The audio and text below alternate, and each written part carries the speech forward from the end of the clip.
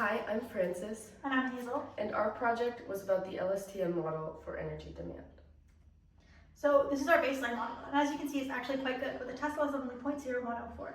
This is because the pattern for energy demand is actually quite regular. There's more demand in the day and less demand at night. Even a very simple model can generalize this pattern very easily.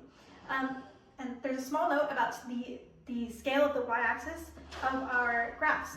As you can see, it's between 0 and 1, but in the summary, the test MAE, for example, is 180. This is because the scale of the project is not considered when the data is normalized. A test MAE of 180 might seem quite large, but this is measured in megawatts. And the breadth of our project is between 10 and 20,000 megawatts. So actually, a test MAE of 180 is quite good. This was our baseline model forecast. As you can see, even with a relatively simple model, it's already sort of predicting that sinusoidal curve. And this is our targets versus predictions.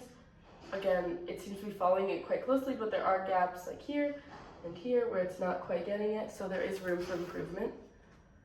So our first idea was to introduce regularization, slightly increase the complexity of the model, and increase the number of epochs. Because those last two things can increase the propensity of the model to overfit, we also dropped the learning rate slightly to compensate for this.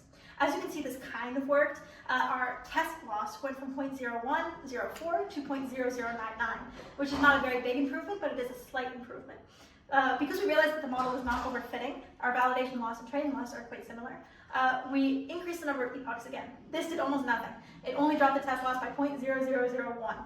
So we realized that there was probably some methodological flaw in how we were approaching this problem. So instead of continuing to increase the epochs, we decided to focus on the sequence length. We increased it from 24 to 48, and it decreased our test loss and the rest of our losses by almost a third. This makes sense because the sequence length is the amount of hours that the LSTM model is looking back. So with only 24 hours, it's only seeing one wave, but with 48 hours, it can see the repetitive nature of the pattern.